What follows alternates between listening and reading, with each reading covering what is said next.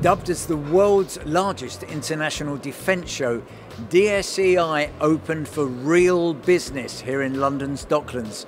And if the returning delegations and visitors had any concerns about the etiquette in this changing pandemic world, well, the organisers had something to help. You could show your red band to say that you were socially distancing, or on the other hand, you're green for hugs and handshakes. And when it came to themes of the show, it was more handshakes than ever before, with partnership and collaboration the main buzzwords, with countries and companies pledging cooperation. Of course, the show was buzzing with the news of the latest US, UK and Australia tie-up, AUKUS, to meet Indo-Pacific threats. And America's Director of Defence and Security Cooperation Agency, Heidi, reinforced that collaboration message.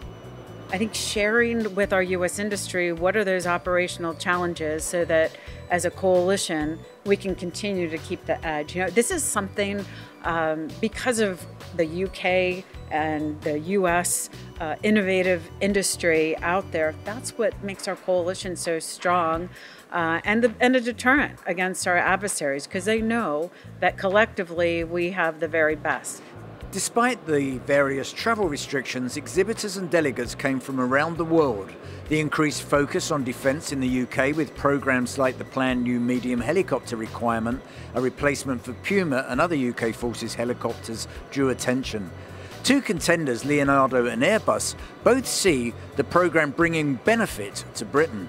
Well, the aircraft you see here today is the AW149. We see this as a very credible aircraft to meet the NMH requirements that we await to actually have specified, and it's our conservative estimate that there are at least 500 to 550 sales for this type of aircraft in the export market in the next decade. So a really large opportunity that will deliver UK prosperity, jobs, growth and significant foreign direct investment. So the jewel in the crown for Airbus in the UK in terms of manufacturing is our site in Broughton, and we'll be looking to take all of that innovative aerospace production capabilities and put that into the helicopter domain to make the product a very, very compelling, not just for the UK but also for the export market. Airbus's track record is basically for every Airbus job we create 10 in the supply chain. So we're really talking at the moment about hundreds of Airbus jobs in the Broughton facility, and then of course local and national supply chain, you're talking about thousands. The space industry had a greater presence at this year's DSEI than ever before, and the UK clearly has its eye on this sector, with government launching a new marketplace to make it easier for public and private players to take advantage of the opportunities the sector has to offer. Space is available and space is affordable for the public sector, and the place the public sector can access space-based technology is through the Crown Commercial Service DPS that's now available from the 10th of October.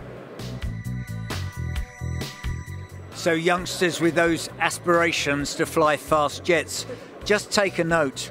This is the future. And this is Aeralis, and we're with the chairman, Brian Hibbert. Brian, just tell us about Aeralis and why it's so exciting for the MOD and the British government. Well, Aeralis is an entirely new concept. We've really taken commercial aircraft design for Airbus, aircraft which are flexible. They've got different sizes, different fuselage, different wings, different engines. And our founder and CEO, who did all the design work originally on this, came from Airbus, worked then in the military field, and said, for heaven's sake, why can't we do this on the military side? We have a common core fuselage which takes all the load. We can then put different wings on, different tails on, for different roles. We can do a basic jet with one wing, and then an advanced jet with a swept wing. Of course, remotely piloted or unmanned systems were dominant across the show, flying them, showing them, or even proposing to destroy them. Raytheon Systems announced its new high-energy laser system ready to engage with rogue drones. What we're providing is a very, very fine focused high energy laser beam on a very small spot within the target. So the key piece is being able to identify, track and then target, engage and then ultimately disable the drone. Meanwhile, the British Army brought 007 into the fray. Well, actually, it was the UK's all-weather UAS Watchkeeper. And there was good news too about the integration of unmanned systems into controlled airspace, with an announcement from UMS Skeldar. We flew actually as part of the CARO program, and the breakthrough comes from the fact that the V150 was the first VTOL platform of that size to fly beyond line of sight over sparsely populated area.